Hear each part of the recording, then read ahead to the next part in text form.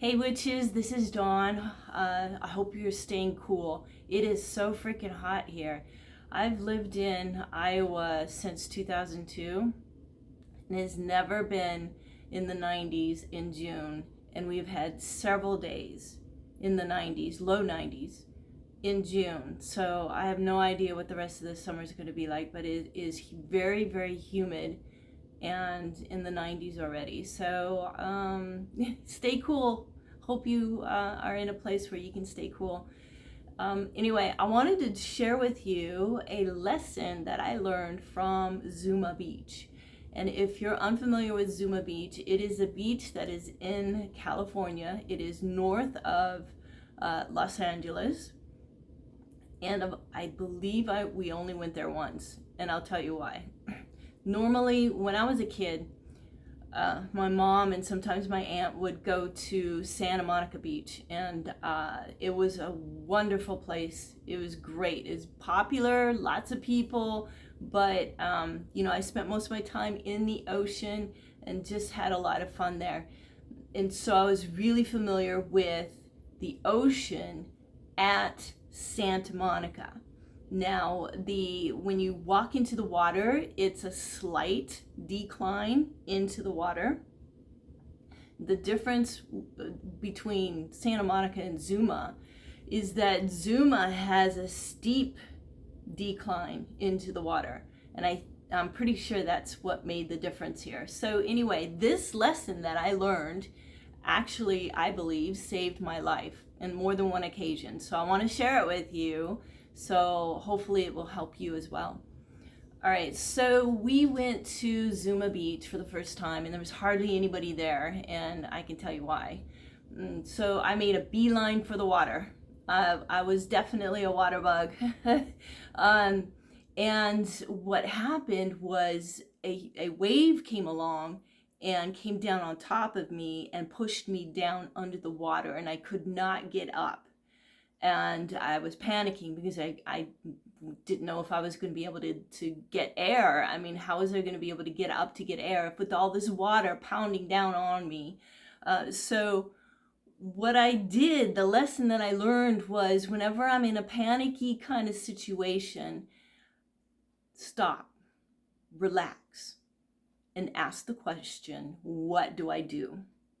And that's what I did. And immediately I got a message in my head: dig your fingers into the sand, because I was smashed down onto the sand.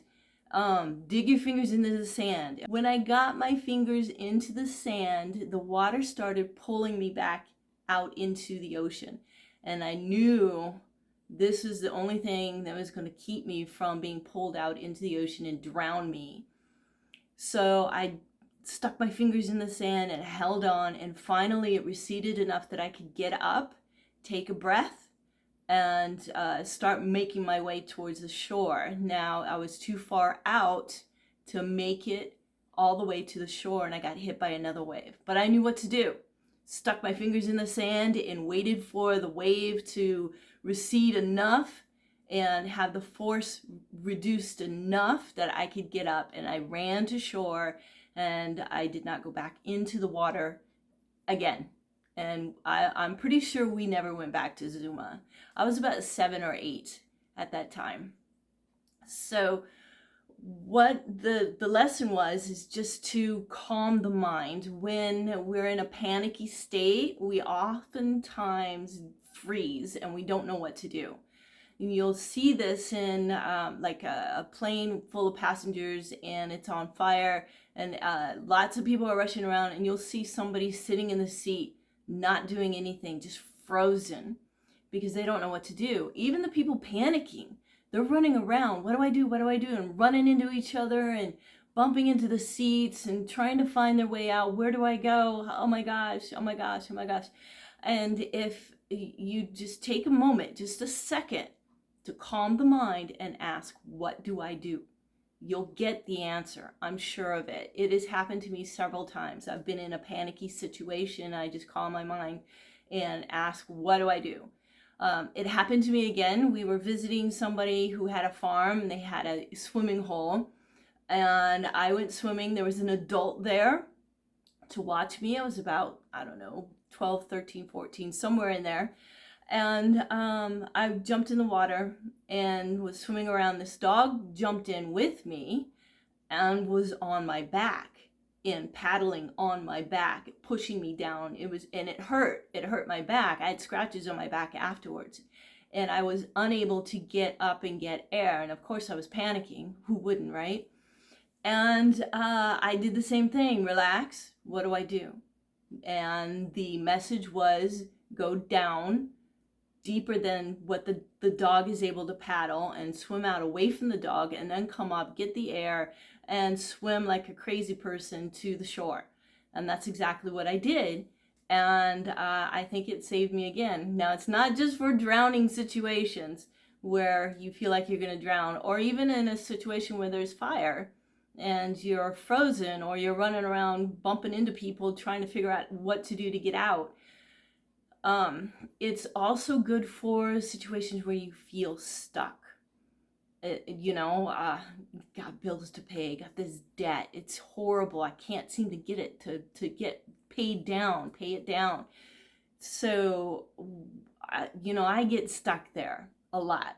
And one of the things I do that really helps a lot is journaling, because I can get that emotion of I'm stuck, I hate this place that I'm in, and I hate the debt, and I hate being out of control, feeling like I don't have any control over my money, and it's just, I feel like I'm being forced and I don't have any power. And I write all that stuff down, and I use, F-bombs and all that, because that's what I hear in my head, and it's an expression of the emotions that I'm feeling, that I'm experiencing as a result. So if I am in the middle of that state, I can do this little technique of just calm my mind and ask, what do I do? So I write all that crap down, which allows me to relax my mind, and then ask the question. And then I start writing, hey, I could do this, and here's an idea, and maybe I can do this, and if I do this first, then I can do this, and then I can do this, and then out comes the solution. So I encourage you to take this technique and try it, see if it helps you, especially if you find yourself stuck in patterns in your life, like maybe you attract the wrong romantic partner, and you seem to find yourself in a toxic relationship, one after another. You get rid of them and you find yourself in another one just like it. Try this, and you feel very emotional about it. Try journaling, get the emotion out. That's another way of processing your emotions. Get clear of all of those emotions so that you can ask the question, what do I do now? What do I do? How do I correct this? What's the solution? And it should come in because you have a calm mind. Many times, people ask me, well, how do you talk to spirit guides? How does a person learn to talk to their spirit guides? The biggest tip I can give you is to calm your mind and be in a relaxed state. And it makes it easier to hear them. And they give us messages all the time, but we're not hearing them because it's like, what do I do? What do I do? Where am I? What's going on? What's going on? I'm in debt. I'm in debt. I can't pay my bills. I'm unhealthy. I keep getting into these bad relationships, and our mind is full of all the toxic crap that we're dealing with. And if we calm our mind and say, what do I do? Ask that question, I'm sure of it, you're going to get an answer, and it's going to help you. Okay. So that's it, basically, pretty much. I just wanted to let you know about this little technique, and I hope it works for you. Please let me know in the comments. Thank you so much for watching, and do something today that brings you joy and makes you feel good. I love you all, and stay cool. Blessed be.